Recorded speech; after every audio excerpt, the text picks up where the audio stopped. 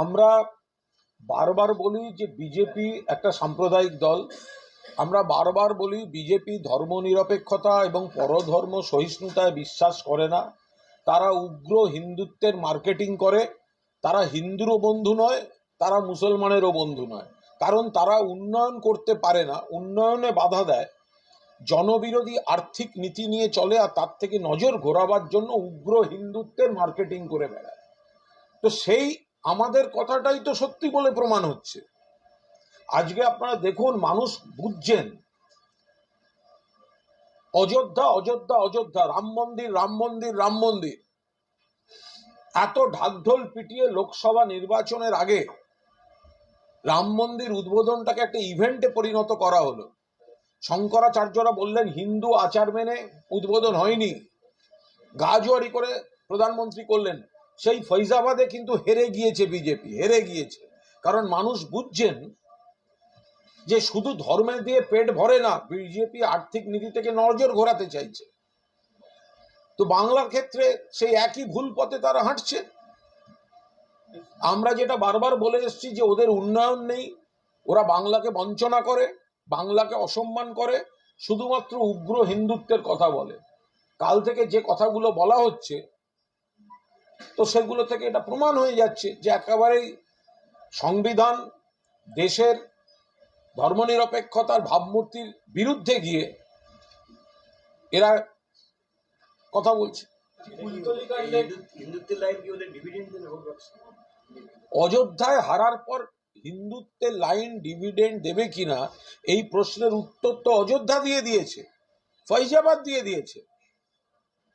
রাম মন্দির রাম মন্দির রাম মন্দির রাম মন্দির করে তড়িঘড়ি ভোটের আগে রাম মন্দির উদ্বোধন করে, এখন অবশ্য একটু ছ্যাঁদা হয়ে ভগবান রামের মাথায় জল পড়ছে শোনা গেছে, কিন্তু ভোটে ফৈজাবাদে তো হেরে গেল বিজেপি। তাহলে ধর্ম যার যার, সমাজ উৎসব সবার। আমি হিন্দু পরিবারে জন্মগ্রহণ করতে পারি, আমি হিন্দু ধর্মকে যেমন সম্মান করব, শ্রদ্ধা করব, তাহলে আমি অন্য ধর্মকেও নিশ্চিতভাবে শ্রদ্ধা করব, সম্মান করব। তো এরা যদি রাজনৈতিক দলের কাজ রুটি কাপড়া আর মাকান, রাজনৈতিক দলের কাজ হিন্দু মুসলমান খ্রিস্টান নয়। রাজনৈতিক দল হিন্দু মুসলমান খ্রিস্টান করবে না, রাজনৈতিক দল রুটি কাপড়া আর মাকান করবে। রুটি কাপড়া আর মাকান দিতে না পারলে তখন ধর্ম নিয়ে মার্কেটিং হয়। বিজেপি সেইটা করছে। কোনোদিন ভারতবর্ষের মানুষ উগ্র সাম্প্রদায়িক রাজনীতিকে প্রশ্রয় দেবেন না। আজকে সুকান্ত মজুমদার বলেছেন যে শুভেন্দু অধিকারী যেটা বলেছেন সেটা তার নিজের কথা, এটা দলের কথা নয়। বিজেপি দল সবাইকে নিয়ে চলতে চায়। তাহলে যেটা একজন বলছেন, অন্য নেতা তার উল্টো বলছেন, সুকান্ত বাবু যে ঠিক বলছেন বা তিনি দলের কথা বলছেন, তার প্রমাণ কি? একজন একটা কথা বলেছেন, সেটা যদি একেবারে পার্টি লাইনগতভাবে বিরোধী হয়, তাহলে সুকান্ত বাবু এমন প্রমাণ দিন যে যিনি এটা বলেছেন, পার্টি লাইনের বিরোধিতা করেছেন, পার্টি লাইনের উল্টো বলেছেন, তারা সেটা অনুমোদন করছেন না এবং কড়া ব্যবস্থা নিচ্ছেন। তার তো কোনো নমুনা সুকান্ত মজুমদারের গলায় দেখতে পাচ্ছি না। অর্জুন সিংকে সতর্ক করেছেন সুকান্ত মজুমদার, কিছু বলার থাকলে কেন্দ্রীয় সভাপতিকে বলুন, দলে বলুন, নিজের মনের কথা কেন বাইরে বলছেন। অর্জুন সিংকে যদি সুকান্ত মজুমদার সতর্ক করে থাকেন, তাহলে আমার মনে হয় আগামী 2-3 মাস ব্যারাকপুর এলাকা দিয়ে সুকান্ত মজুমদার আর যাতায়াত করবেন না। তো সুতরাং এটা ওনার রুট ফুট চেঞ্জের ব্যাপার, এ বিষয়ে আমি কোনো কথা বলবো না। অনেকে বলছেন যে শুভেন্দু অধিকারী তৃণমূলে যোগদান করবে,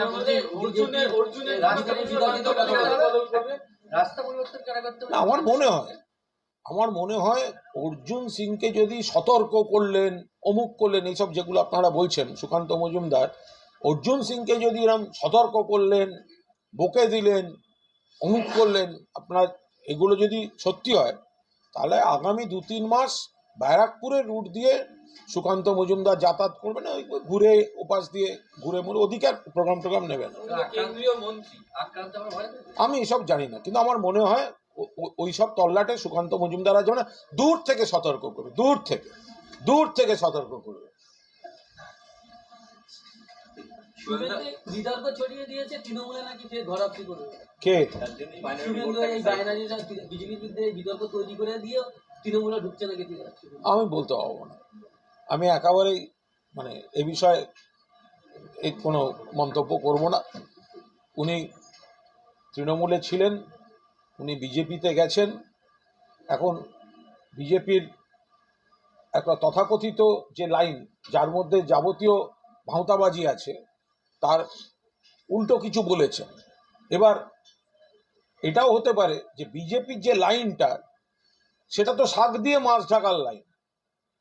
বিজেপি যে বলে যে আমরা এই যে যেটা বিজেপি নেতারা কি বলছেন, শুভেন্দু অধিকারী উগ্র একটা ধর্মের কথা বলেছেন, আর বিজেপি বলছে না আমরা সকলকে নিয়ে চলি। এটা তো বিজেপির শাক দিয়ে মাছ ঢাকা, আর শুভেন্দু অধিকারী শাকটা সরিয়ে মাছটা প্লেটের উপর বসিয়ে দিয়েছে।